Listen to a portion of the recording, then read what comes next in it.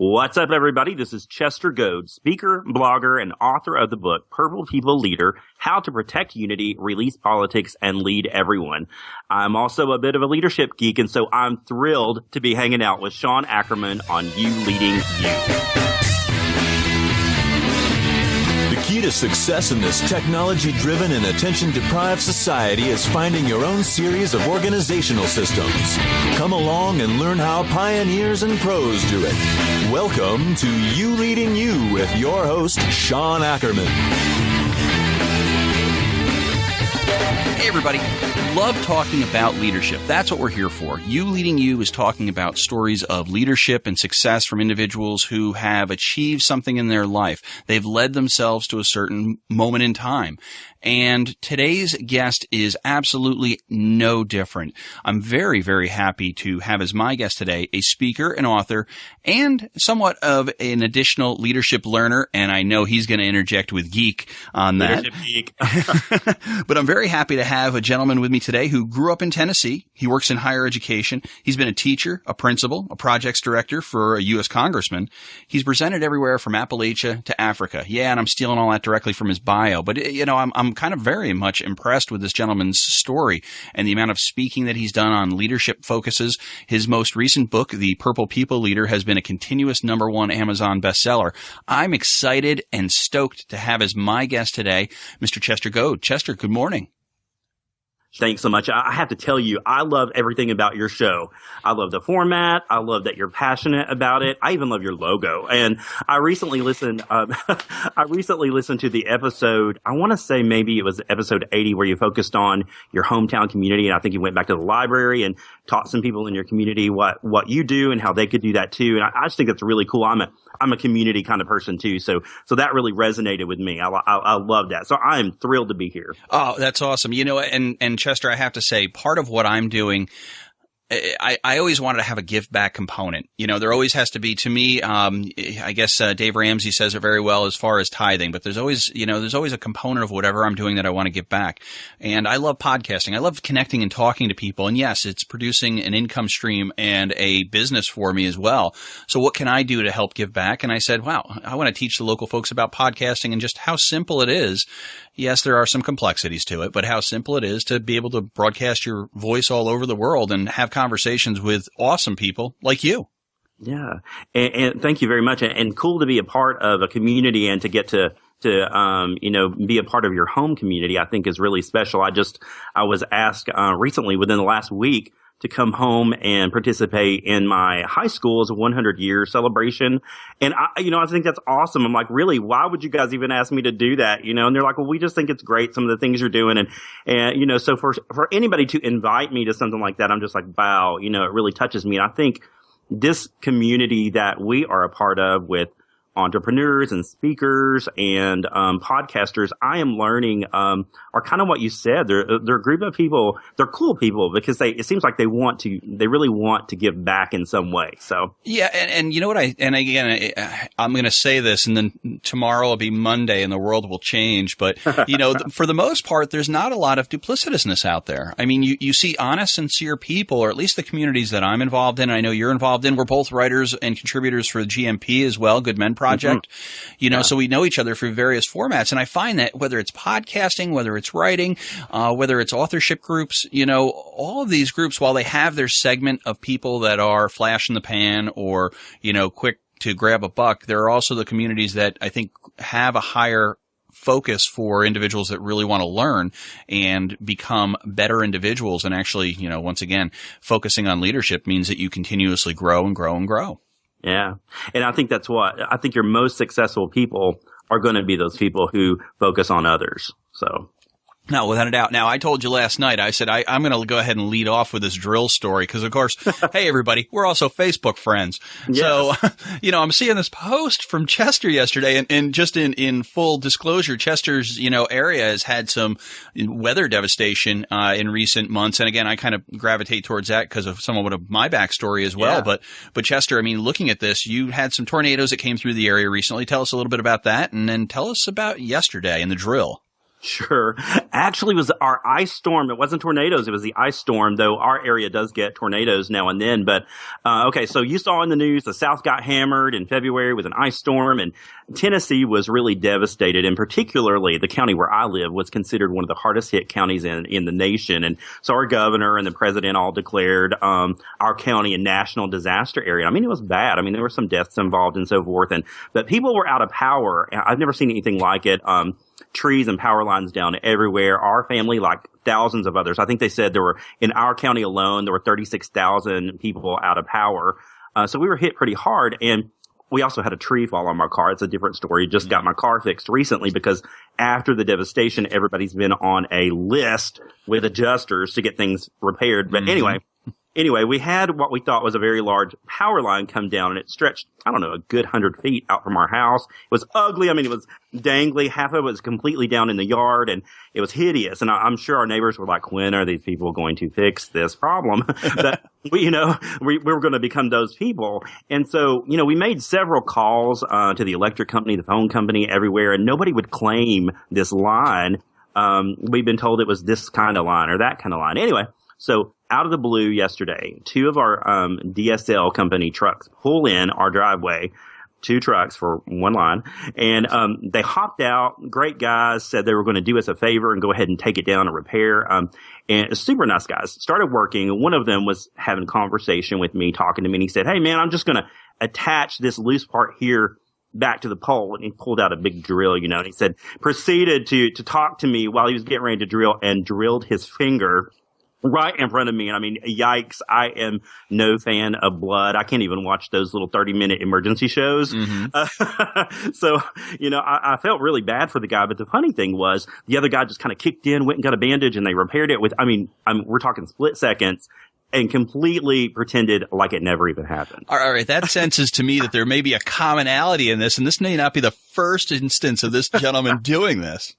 Absolutely. But, I hated it for the guy, but, we have really seen the utility folks in our area really jump in and do some amazing things during all this devastation. So it was cool that they stopped by. I hated it for him, though. So yeah, I absolutely understand. And again, I have some of the similar things that have occurred in my past. And again, for everything from the insurance adjusters, and I understand definitely the wait list, how that occurs, right through the fact of, it's amazing how a community can kind of pull together after this occurs as well. And really where you find some commonalities and leaders actually truly kind of rise to the top. Sure, absolutely.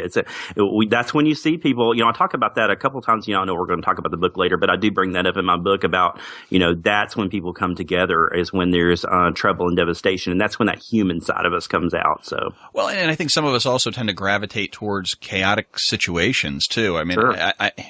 And maybe that's my brand of personal leadership. And again, that's something that I've seen myself in, and I won't say it necessarily just say dire circumstances and consequences, but I think more of the aspects of leadership truly come out when they're needed. But as you're looking at that, there are some definite commonalities. And it's funny because, going back to the drill, the reason that this guy drilled, a hole in his hand is because of the fact that he lacked a leadership quality, which is kind of keeping your eye on the prize.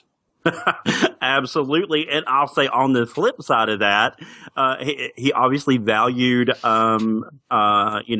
people and wanted to have a conversation, which, he may needed to have his priorities together, but still, that's kind of cool, Yeah, and it's funny. I mean, again, looking back, it's interesting. Now, you've had quite a path yourself, and we'll dive into the backstory a little bit of how, sure, you gained your leadership, not only your focus on leadership, and as, again, you're a self-professed leadership geek, but, that comes from a place of seeing it, experiencing it, and saying to yourself, wow, there's different avenues and there's different ways for us to go ahead and achieve something. But in doing so, it is kind of a science. But, where did that all begin for you? I have actually, I suppose, I've always been some sort of a leadership geek and what I call an actionist, not an activist, but an actionist. Since I was a kid. I mean, I've always, when I was in elementary school, I was involved in 4-H and public speaking and all these kind of things. And when I was in high school, student council, and I was quite the activist. In fact, at one point, I think I was in the 6th grade when I protested the firing of one of our principals and spoke at one of our school board meetings. Now I look back in hindsight, I'm like, I can't believe my parents allowed me to do that, but I did it, and I've always seen things that needed to be changed or fixed or improved. And I'm just kind of the kind of person who, if nobody else is going to do it, I'll step up and do my best and see what happens. So, I grew up in a small town. My dad was a mechanic and then became a mechanics teacher. My mom just worked in retail and, great people.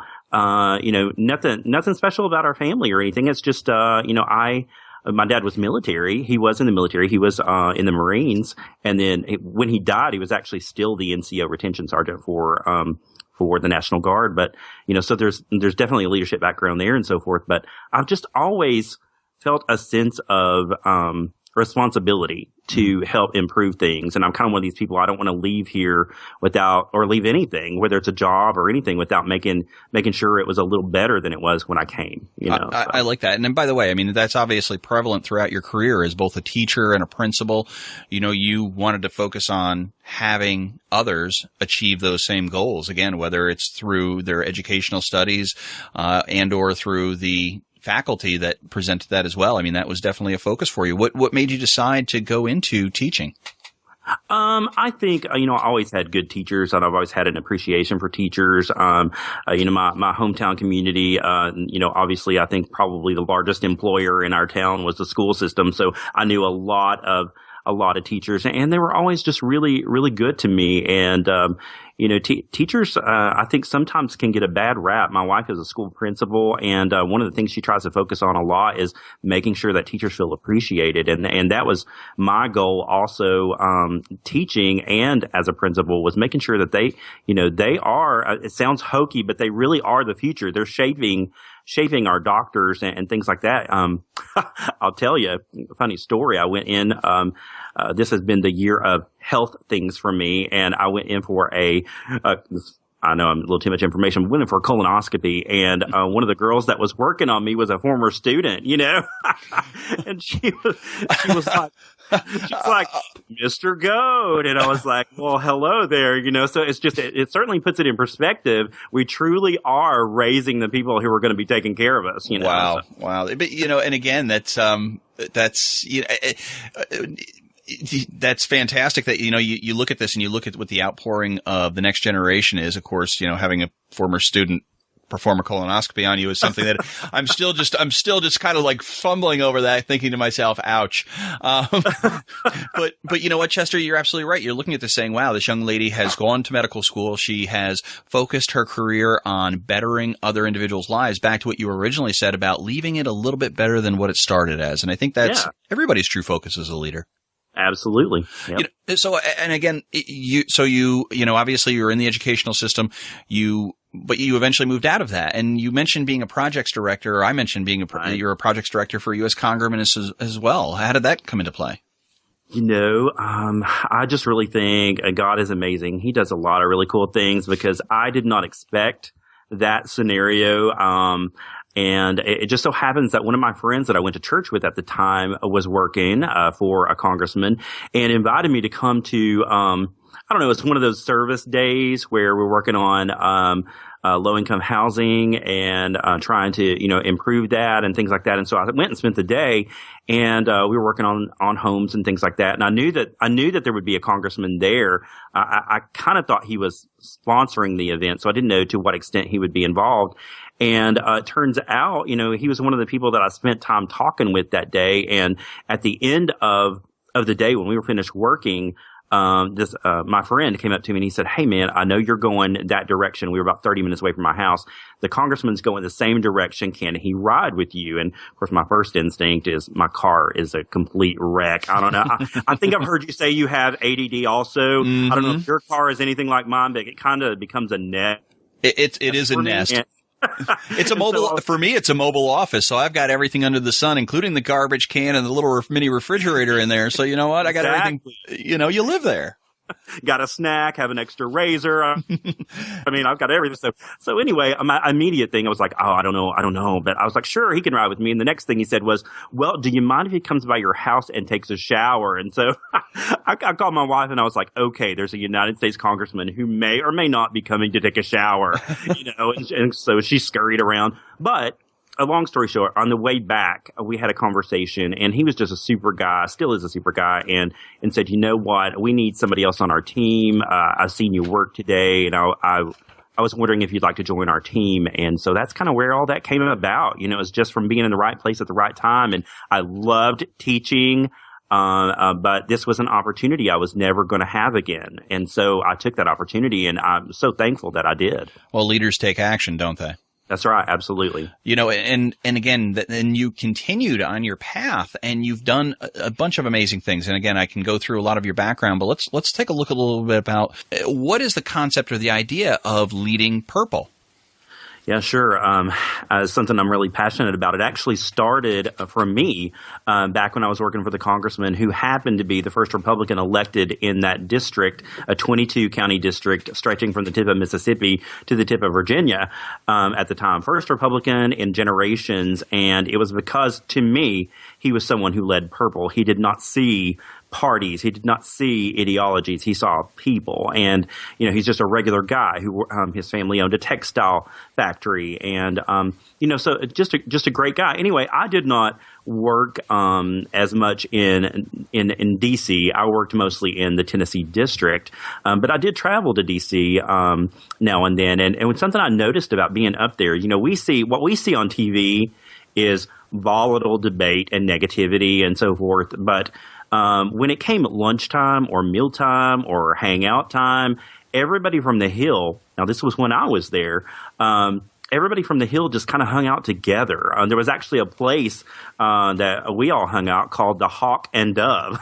and that's exactly what it was. It was people, just everybody from different ideologies hanging out and, having nachos together and stuff. So that, I thought that was great to see that picture of people working together and getting along. Well, we know now that things have changed and a lot. And I'm even hearing from my friends that are still up there that it's no longer as much so. And we know that things are kind of volatile in our country right now, and people are very touchy about political discussions and public policy. And I would say we have an overwhelming trust issue of one another in our country. And so that's where, the book came from. And so what I did was I took some of my personal stories, personal background, and I, talk about some principles that I think are important.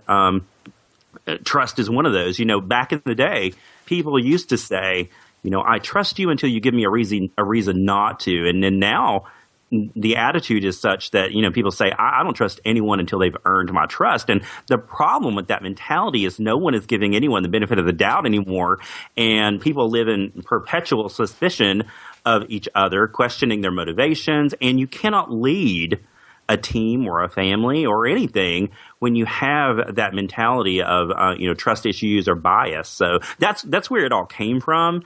And so purple, actually, in the title, purple is actually an acronym for the subtitle, which is Protect Unity, Release Politics, Lead Everyone. Purple. And so that's where that comes from. Okay. So leading purple and talking about the different things that are really relevant to leading purple. And again, I love that story. I love the story of the Hawk and Dove, because again, there wasn't this divisiveness that was there between these two parties or really all these different factions. And I think, the one thing that we find is that the internet tends to be common ground for everyone to be able to speak their mind in a similar format online.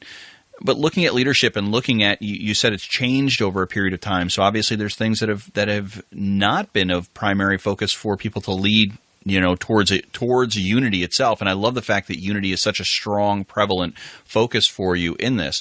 Let's talk a little bit about some of the points of actually leading with unity, and what are some of the primary factors that kind of go into this? What are some of the things that really push us to lead that way as opposed to leading ourselves or just from a selfish point? Yeah, well, at the beginning of this interview, you and I were talking about the most successful podcasters seem to be those people who are more interested in others than themselves, and that and so I think that resonates across the spectrum of different vocations, and especially into public policy. Those people who are embraced or more successful are generally those people that are genuine, and you can tell what their motivation is. So the protect unity part of that, is essentially, in a nutshell, that the team should always come first. The team or the family or the country even. The team has to come first, and you have to think about what is best for your team. And so rather than, for example, one way that you might be able to do that is, we have 2015 and 2016 are going to be a really big, maybe a big time for my book. I don't know, but a really big, busy time in our country because it's going to be election season again. And everybody's like, oh my gosh, it's election season. But how about if we all focused on, the actual, again, this is going to sound almost hokey, but on voting and citizenship and making sure that everybody goes and does that. So your office or your team, you could say, you know what, let's have a goal of 100% voting. Everybody's going to go vote, and that's where we're going to leave it. We're going to say our team is 100% for the country, and really this can stretch across even into office politics. It doesn't necessarily have to be national politics because, again, the protect unity part, the team comes first. What is best for the team? And I talk about in the book, I outline some principles in the book about this in different ways, and talk about also some practical things that you can do. But that's the protect unity side. Yeah, I'm going to go into releasing politics because for me that, and again, it's not just a political book. It's not just a political thought process. For me, releasing politics means releasing the internal agendas or the individual agendas that are Absolutely. There. Yeah, and it's everyone can progress forward. Again, leading everyone, and we'll leave that one for next. But until everyone has a commonality, to your point, that office can go ahead and vote. That's a unified group. But somehow they were able to say, well, those that weren't going to vote versus those that were. They actually how do you again, how do you start to release or get rid of those agendas that are there that kind of hold the team back that's starting to be led? Right, and I think that becomes something that has to be modeled from your leader. First of all, I think that everybody needs to be a leader, and they lead from where they are, whatever position they have on the team. But if someone is the leader, I think that this all starts with them, and they set the tone for the office or the team or the family. And but I think reality is we know that there are drops of red and blue in the bluest and reddest of people if you're going to talk ideology. And what I mean by that, I'm still looking at political beliefs here, but it does go across the wide spectrum. Even people who identify as liberal or conservative are somewhere on a spectrum. Not all liberals are pro-choice. Not all conservatives are pro-life. Not all conservatives support the death penalty. Not all liberals want to abolish it. And so understanding, okay, that's a political analogy, but we're very quick to label people and jump to conclusions on what we think other people think or should think. And so this idea of releasing politics, I don't advocate people giving up their beliefs or ignoring a problem or something that's very important to them. But I use an example in the book about a stress ball or a foam ball. And let's just say that you have your choice between two stress balls. And one of them is a more liberal stress ball, and one is a more conservative stress ball. And you choose whichever one for you. You put that in your hand, and what do? You squeeze it. And as soon as you squeeze it tightly, what does that make? It makes a fist, right? So you have a fist. And but what if you take that hand, that fist, and you open it up? You still have that stress ball. You still have those beliefs. They're still in your hand, but you're not making a fist. You're not ready to fight about it, and so that's when I say releasing politics. It's like, we have all got to relax a little bit and remember what our focus is, and certainly stand for your principles. But we've got to be able to get something done here, and in order to do that, we've got to unclench our fists. and realize, you can still hold on to those beliefs, but we got to get something done here. So yeah, and again, it's hard for individuals sometimes to put those defense mechanisms down because they are truly their borders, they're their barriers to, whether it be from a political standpoint, a religious focus. Sure. It doesn't matter. And again, it transcends just any one area because it is part of, I think, the human condition for us to really have our own agendas. I mean, you go back to a herd mentality or a mob mentality, and you want, to some degree, you want unified thinking, but you want individuals to buy into unified thinking without just, becoming lemmings. Sure. And the unified thinking, and of course I'm thinking, I have a day job, so I think a lot about work and things like that. But that unified thinking needs to be what your mission is or what the goals that you set up, not things that detract from that, and so that's where the unity, comes in, that unified thinking. And then, getting into leading everyone, I've been questioned on that a couple of times, and certainly not everyone can lead everyone. And that's, it sounds very ethereal, and I don't mean it that way. What I'm saying is, and for the listeners out there also, we are all surrounded by, we've all been placed for such a time as this wherever we are. And so those people around us, I truly believe that we all need to be leaders wherever we are. If you are the secretary, you need to be the best doggone secretary that you can be, and you need to be a shining example of secretaries everywhere. You know what I'm saying? Mm-hmm. And so it's the same thing across the team. And that's, everybody should have the mentality of, these people who are in your sphere of influence need to be, we need to lead all of them, not just the people who like us. Not just the people that we like, not the people that we agree with, everybody on the team. That's the only way that you're going to get the success that you need. And furthermore, I don't want people giving up their personal politics, because I think it's very important to have a diverse team and for everybody to be able to give input and things like that. However, we need to be able to share that within the confines of what is our mission here, what is our goal, and how do we accomplish that? Yeah, no, and that's just it. I mean, it's part of the overall mechanism. It's part of the overall cog. Where does your cog fit into the machine itself to make it move forward? And it is not a singular approach. There's no I in team. Well, there isn't, but I am part of it. That's why me is in there. But me is not necessarily standing alone. Me is standing with everyone around me. And again, I may be leading up, I may be leading down, but I'm leading myself to a point of where I want to focus. Now, that's great that you have the methodology down. And again, I love that concept because I think it's truly something that I've, maybe not directly connected with previously, but I mean, looking at it, a lot of the ways that I lead are focused this way. It is about the larger group. It's not about a singular entity or purpose. But how do you start to change people's mindsets, Chester, to, moving or thinking in this direction? Right. I have learned, and this, people are so fearful of any kind of change. Mm-hmm. But that's what leaders do, is we affect change. And if we're not comfortable doing that, who's going to do it? We, as leaders, that's what we do. And change is not bad. Change is a reality. And often people say they fear change, but after you talk with them long enough, I've realized that it's not change so much as it is fear of not changing or fear of not experiencing success. And sometimes when we don't experience that success, I think there's even sometimes a guilt factor that goes along with that, and so I believe it's getting people to understand or to buy into our motivation that the team comes first. And the only way that can happen is when we are modeling that for other people, when they see it in our lives. I mean, it's one thing to say something, but it's another totally different ballgame to actually do it and for people to see it. So, well, Chester, and it's so true in the business world as well as the political arena, but it's also true for your home life as well and your own family.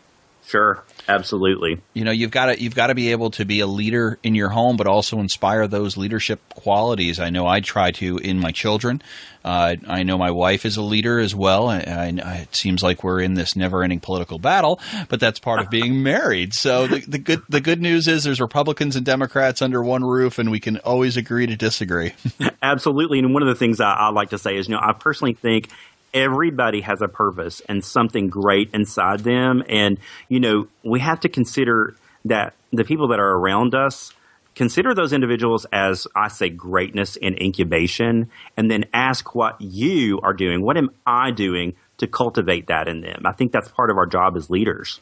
Yeah, well, I think that also is part of having a gratitude mentality in life, is that again, we talked a little bit about giving back before the interview, but part of that is giving back, and giving back to your own, whether it be your students, whether it be your children, whether it be your direct reports and the people that are working underneath them.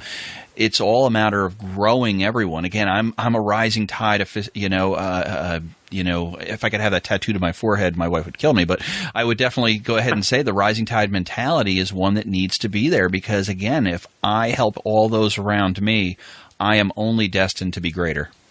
Absolutely. And, I think sometimes one of the things that holds people back, and we're all at some point in our lives guilty of this, is our own self-bias. Self-bias can be just as bad. We can actually tell ourselves mentally, oh, you could never do that, or whatever, this self-talk, but I call it self-bias. Sometimes our self-bias is just as bad as our bias toward other people. And, in order to move forward, you have to be willing to believe in yourself and your purpose in order to do those things. My dad, he was such an interesting guy, but I mentioned, I think, that he was a mechanic, and so when I was in college, if you don't mind me telling a quick story, please.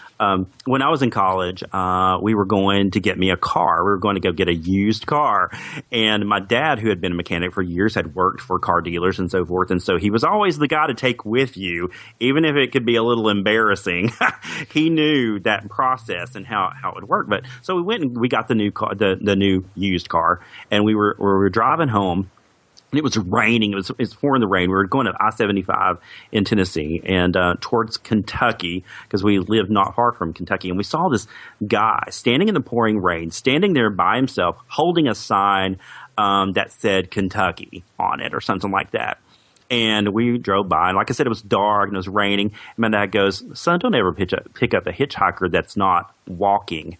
And my first instinct was, Dad, I'm never going to pick up a hitchhiker. Have you seen some of these movies, but he came from a different time. So he was like, don't ever pick up a hitchhiker who's not walking. And he began to explain to me that, if somebody's not walking toward their destination, if they're not taking those steps themselves, because you have to start going. You have to go your own way in the direction that you want to go.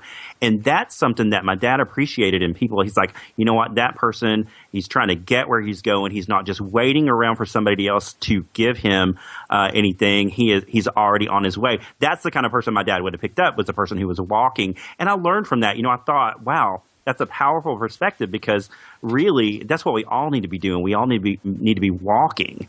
We need to be taking those steps every day toward better leadership or better living or better health, those types of things. And so that was something that was powerful to me, was his story of, walking and taking those steps and moving forward. So yeah, that actually speaks volumes to me. And again, it's just so basic, but it's such a great story. Honestly, I love that, Chester. To be honest with you, you thinking about it, you want to make sure that if you're going to go ahead and help somebody, make sure they're helping themselves first. Yeah. If they're not motivated to do it, then why focus your energies on somebody who will not focus their own energies on themselves? Exactly. Yep. No, that stands true. Now, let me ask you, we're starting to wind down a little bit. The one thing I always like to ask my guests is their you leading you moment. How do you lead yourself to success? And I open it to interpretation. You can go ahead and think about it anyway, but every day you put one foot on the floor and then the next, and you start going. How do you lead yourself to success every day? I mentioned that everybody brings their personal history to the table, and our personal histories are sometimes not as pretty as other people's histories. We all have our own story and our unique perspective that we bring to the table. But I think probably the thing for me is being self-aware and mindful of where we come from.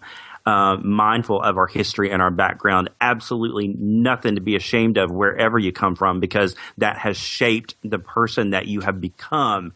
And so my first thing is I'm always try to be mindful and self-aware of where I have come from. But then also, the secret is is being mindful of where we want to go. And, that really takes some thought sometimes, 3 years out, 5 years out, 10 years out, retirement, where is it you want to be? So you have to be mindful of where you come from, and you have to be mindful of where you want to be. And then the third thing is taking a step, making that commitment to take a step, baby step, giant leap, whatever, every day. So looking back where you came from, looking where you want to be, and committing to yourself to take some sort of step every single day. And so that's my method. And I'm right there with you, brother. I really am. Every day I put both feet on the floor and I do the same thing, and again, it's so prevalent amongst leaders. And maybe that's why we're so connected here, Chester. Absolutely. Now, what do you got going on? So you had the book.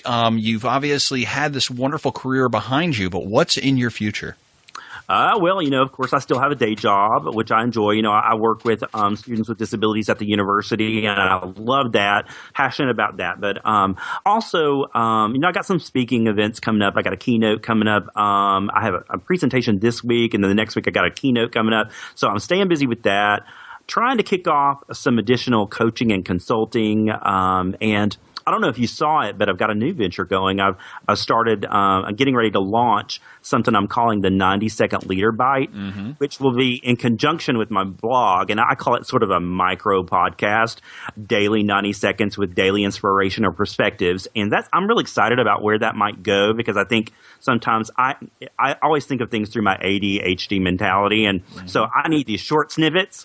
And so I'm going to try that and see what happens. I got a couple of book projects coming, and I'm too antsy. I've got to stay busy. So I'm going to be busy the next couple of years. Well, I'm going to ask you if you're looking for any guest stars on your 90 seconds of leadership and focus and inspiration. I'll be happy to join in with you. Absolutely. I would love it, Sean. I mean, you have no idea. Seriously, I geek out on your show. I binge on it. So. Oh, well, thank you. And you can tell it's a crime of passion. No, but but it really is. It's something I enjoy. I mean, I just, conversations like this inspire me to be better. And I know for you, it's the same thing. It really, you talk to people that are achieving great things, and you love watching it. And you put your boat in their waters, and you just watch yourself rise. That's right. All right. So what's the best way that folks can get in touch with you? Well, the best way that they can do that, I'm on all the social medias. I'm on Twitter, Goad09. I'm on Facebook. You can find me at purplepeopleleaderbook.com.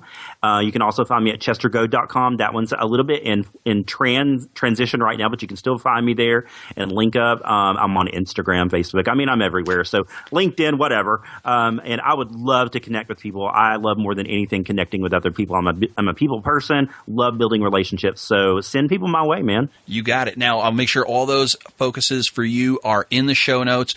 Going to look forward to seeing you in GMP on the Good Men Project in your future writing articles. Love to see you rise and continued #1 status in all different categories and countries on the Purple People Leader. Congratulations on that.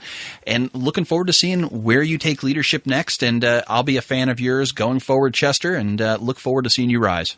Thanks a lot, Sean. Hey, folks, another inspiring episode of You Leading You. Chester, any parting words? No, I would just say, think about your where you want to go and decide and commit to leave a legacy, not only for your family, but for your community.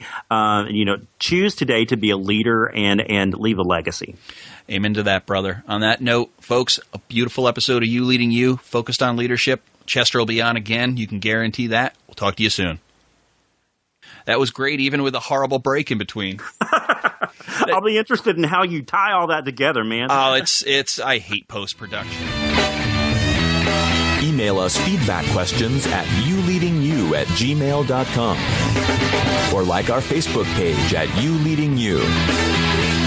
Thank you, because from organization evolves success.